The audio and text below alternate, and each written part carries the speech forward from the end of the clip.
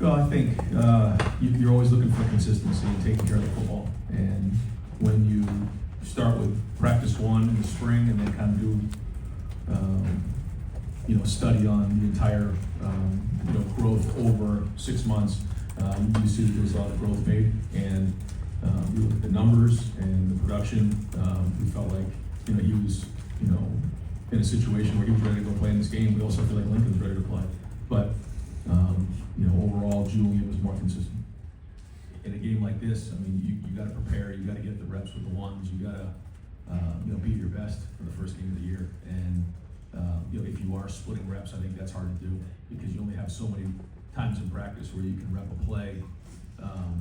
And a lot of times you need 3 or 4 reps, at the very least, in that week of a play to get the different looks, the different coverages, the different leverages, and making sure that receivers can only run so many routes, for example. It's the same thing up front. So each of these reps become valuable as you get closer to the game. As we're further away from the game, not as much. You can roll guys and you can watch guys learn and grow and see how they respond. But as you get closer, those reps become more valuable. So we want to make sure that the guy starting is getting the majority of those reps with the ones. Now that being said, Lincoln has to be ready too, so he will get some reps with the ones. But that's why we made the decision here today. Well, yeah, it's football today. It is, yeah. But in a perfect world, we would love to recruit high school players, develop them in the program for a few years, and then watch them grow and build. But there's no time to play any games or mess around. I mean, you got to win now, and so the best players play, and that's the way we look at it. But as you know, we want to make sure we're recruiting the best players in the country and then developing them and retaining them because that's how you keep a culture in place. But you win games right now by playing the best players. So that's the balance that we need to find. I just think it's been a great competition. I mean, if you get around both of these guys, they're both competitive and both talented. Lincoln really has done some great things. I mean, as you guys know, he's a tremendous athlete. And, I just think, he's only still scratching the surface on what he can be.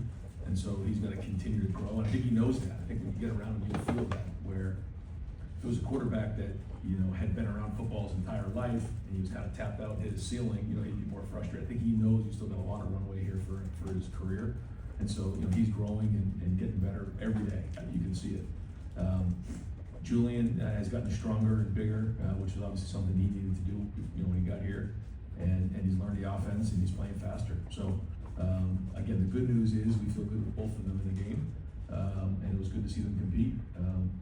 I think we're going to need both of them. Is there a built-in challenge when it comes to understanding transfer quarterbacks, guys that you recruited Julian, but not all that aggressively because he was at Alabama for a year? So is it harder to understand someone's personality and how they're going to fit maybe than it used to be when someone you've recruited for years? Yeah, I think it takes a little longer to get to know them when you recruit, especially quarterbacks. It's so starts so early these days that you kind of know them for a few years before they get here. We didn't have that luxury with Julian, but he's been here for over a year, so we got a great handle on him. And he's an easy guy to read, and same thing with Will. We didn't know him very long, but we got it figured out pretty quick. Again, that's kind of the way of college football nowadays. No, not as much last year, just because Will was so much more experienced than an older guy. These guys are younger, so I put them more into the guys that we had who were into year 2 or really their first year starting, and then how that's going to go, because once they get on the field, it's not a finished product. There's a lot of stories that we think about C.J. Stroud and kind of where he had the Minnesota game, then he had the Oregon game, and then it kind of built from there as the season went on. When you have a young quarterback, there's different things that you got to work through. So, I think more about maybe those than I do Will. Yeah, it does. We obviously want somebody who can pass the ball and has innate accuracy. That's certainly something that has to happen. When you go from there, there's a lot of things that guys come with different skill sets, and I think when you look at the guys we've had, from JT to Dwayne, Joe, you had CJ and Justin, you had Kyle, you had Will, and now we have Julian and Lincoln. They're all kind of different styles, but I think what they all shared in common is that they were accurate throwing the ball. They were all smart, good leaders. The size, the quickness, the arm strength, the athleticism, I think that all differed. But we can tailor it based on what they can do. And Lincoln's athleticism that you mentioned, can that help you in a Yes. situation, in a package? Could he be on the field in any way? Sure. Yep. Yeah, I think he sees it, but, you know, I've learned that, you know, when you're talking about players, you know, it's like the difference between a professional and a player. A professional is remembering things. You know, a player is learning because they haven't seen that look before. And I think when you look at, just even in college football, the guys who probably had the most success, if you're just looking at trends, are the guys that have been in college game for 4 and 5 years. And you look at, you know, Penix, you look at Will, you look at Stetson Bennett, you look at Bo Nix, and you start going through the list of guys who have been in college football for several years. Why? Because they're remembering those plays. I think the guys who go on to the NFL that do well are typically, you know, a little bit older because they played some. I think that goes back to the conversation of, you know, when as a quarterback are you actually playing the game of football? These guys nowadays, they'll play some 7-on-7, they'll throw routes on air, but maybe they're only playing anywhere from 10 to 12, maybe some states 14 games a year. And of those games, I mean, how many passes are you actually throwing? So when you start to look at it like that, you know, there's not a lot of reps to be had, and so these guys are learning over and over again. And then depending on what style of play they played in high school, does it, you know, translate to college?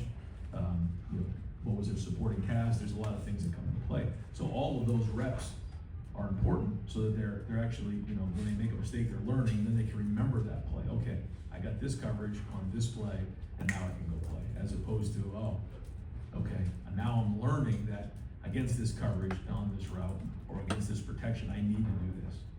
And there's a lot that comes with playing quarterback. But there's certain things that players, you know, can see. You know, they can anticipate spatial awareness, body language. They have anticipation on where, you know, routes are going to be. They can read body language and things like that. So, you know, if it was that easy, you know, I think NFL clubs would have a lot easier time drafting these guys. You know, we're trying to figure them out when they're in high school. NFL teams are trying to figure them out, you know, when they're 22 and 23 years old. So it's not a perfect science, but I know it's a long answer, but there's a lot that goes with it. And that it's a at times frustrating process, but it is rewarding when you see them come out the back end. You know, I think about like Dwayne in the Maryland game where he like ran for 3 touchdowns. I think about, you know, Justin in that Clemson game. I think about, you know, CJ in the Georgia game. Like, and as you bring these guys along, you're like, now they got it. Now they're ready. And along the way, you know, you try to help them because they don't know what they don't know, and you try to counsel them the best you can. It's like raising the son, you know, and you bring them along. It's like that at any position.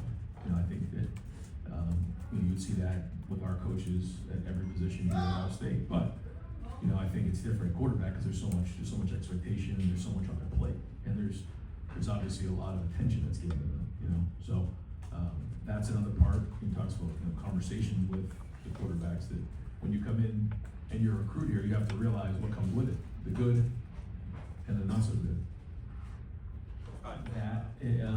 It was about a week ago though. I just started to see some throws and some anticipation.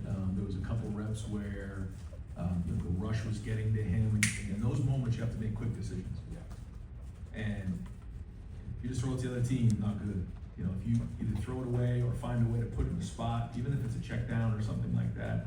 I saw some of those things going on, making the routine plays routinely. I also saw command in the huddle. Again, not that I didn't see some of those things with Lincoln, but you're asking about Julian in particular.